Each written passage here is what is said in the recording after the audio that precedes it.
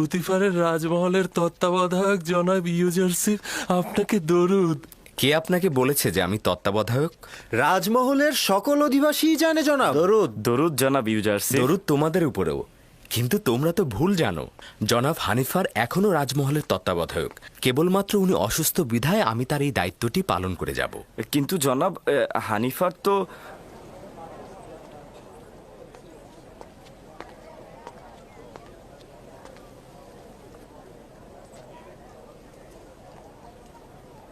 জুলেখা, বানু আমার, কিছু কি দেখছেন? কই কিছু না তো। কি দেখবো আমি? এমনিতেই আমি ইউজারশিপ রাজমহলের নতুন তত্ত্বাবধায়ক। আর কেউ ছিল না? মাঝে মধ্যে তুমি নিজের সীমানা লঙ্ঘন করে ফেলো কারি মামা। নিজের প্রতি মনোযোগী হও। সব সময় সব বরদাস্ত করব না আমি।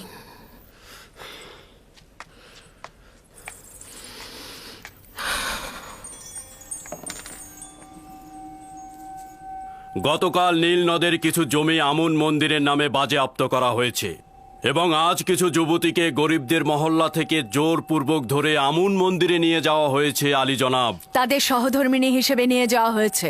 এটা নতুন কোনো ঘটনা নয়। যুবতী কন্যাগণ সবসময় নিজেদের ইচ্ছা অনুযায়ী সহধর্মিণী হয়েছে, বাধ্যতামূলক নয়।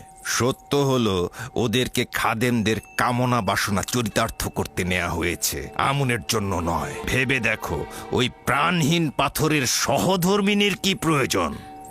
আপনাদের উচিত নয় তরুণ উত্তরাধিকারীর সামনে আমুন ও তার খেদমতগারদের এভাবে নিন্দা করা।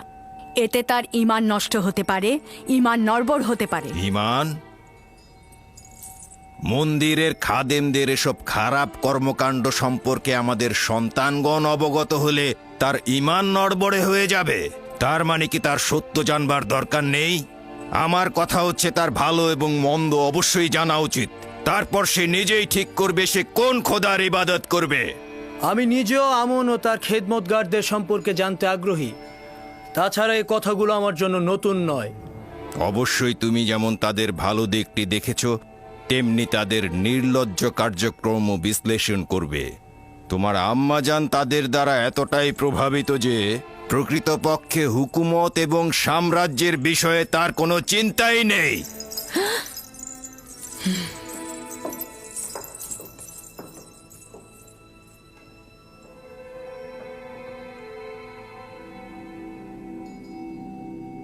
মহামান্য বাদশাহ, এই পুরোহিতদের বিরুদ্ধে এখন কি ফরমান দিতে চাইছেন?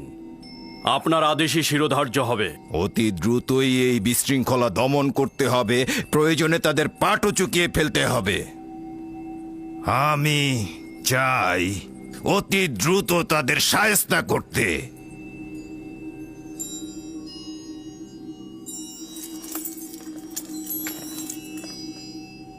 আব্বাজান, আমাদের যে সকল সৈন্যবাহিনী রয়েছে তারা কি এই কাজের জন্য যথেষ্ট? তারা জনগণকে নাজেহাল করে ফেলেছে।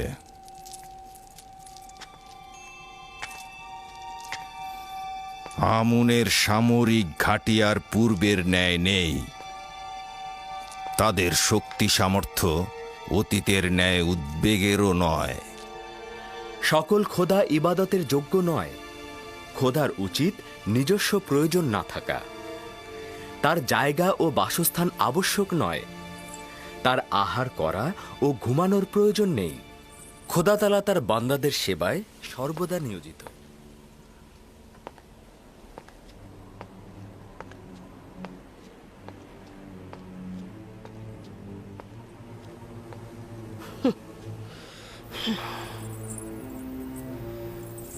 আমি অতিষ্ঠ হয়ে গেছি। কি চাও তুমি? দিনরাত এভাবে কেন অনুসরণ করছো? কিছুই না, আপনি ভুল বুঝছেন। আমি আপনাকে ভালোবাসি জন্যই সবসময় আপনার খেদমতে হাজির থাকি আমার বানু। আর আপনি যদি সেটা অপছন্দ করেন তাহলে এখন থেকে আমি সেটা আর করব না।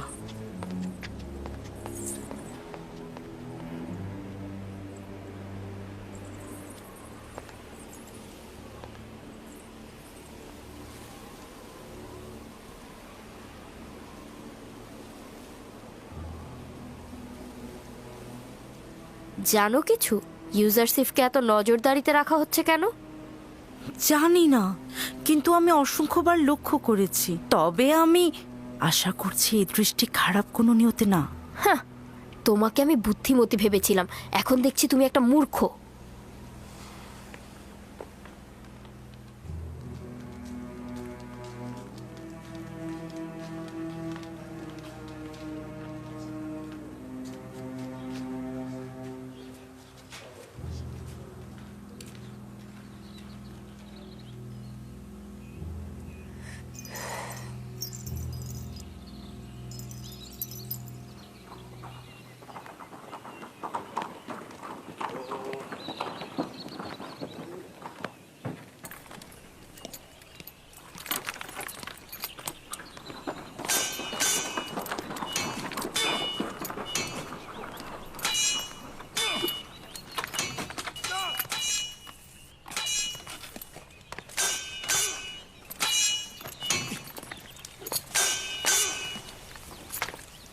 দরুদ খোদাবন্দেগার পুতিফারের উপর। দরুদ মিশরের প্রধান সেনাপতি আলী জনাব পুতিফার। তোমাদের উপরেও দরুদ, রুদামুন ও ইউজারসিফ।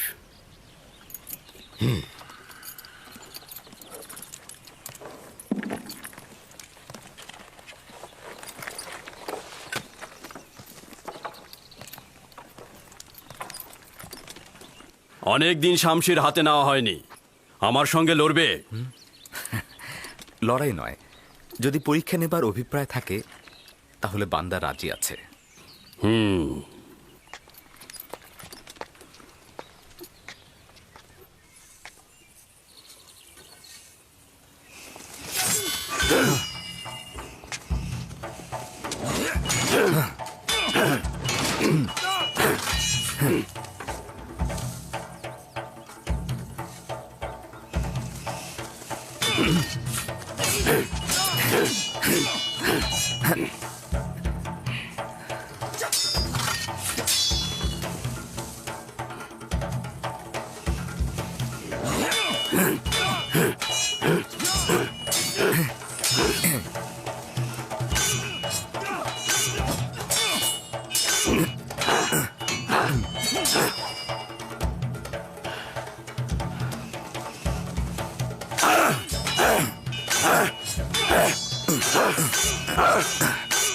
আমেন হতেব মন্দিরের পুরোহিতদের বিরুদ্ধে লড়াই করতে চাইছেন, সে তাদেরকে কোণঠাসা করতে চাইছেন। তারা অধিক শক্তিশালী হয়ে গেছে আর মিশরের আভ্যন্তরীণ বিষয় নাক গলানো শুরু করেছে। এটা অত্যন্ত বিপজ্জনক জনাবে আলী। বর্তমানে আমুনের খাদেমদের শক্তি ও সামর্থ্য প্রচুর জনাবে আলী।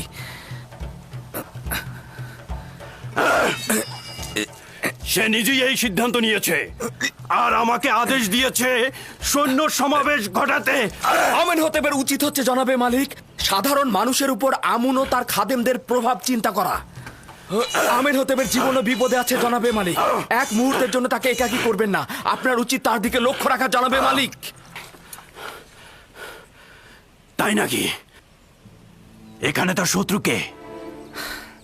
সেটা যে কেউ হতে পারে জনাবে মালিক, হতে পারে সে রাজমহলেরই কোনো অধিবাসী। আমেন হতেফের দুশ্মন তো সর্বদাই রয়েছে। আমি বানুতিকে একবার লক্ষ্য করে দেখেছি, তিনি আমুনের ভক্ত ও অজ্ঞামোহরের অত্যন্ত বিশ্বস্ত। আজব ব্যাপার, আমেন হতে বাজে এই কথাটি ঝগড়ার সময় বানুতিকে বলেছিল। তাকে বিশ্বাসঘাতক এবং আমেন হতেবের বিশ্বস্ত বলে অভিহিত করেছিল।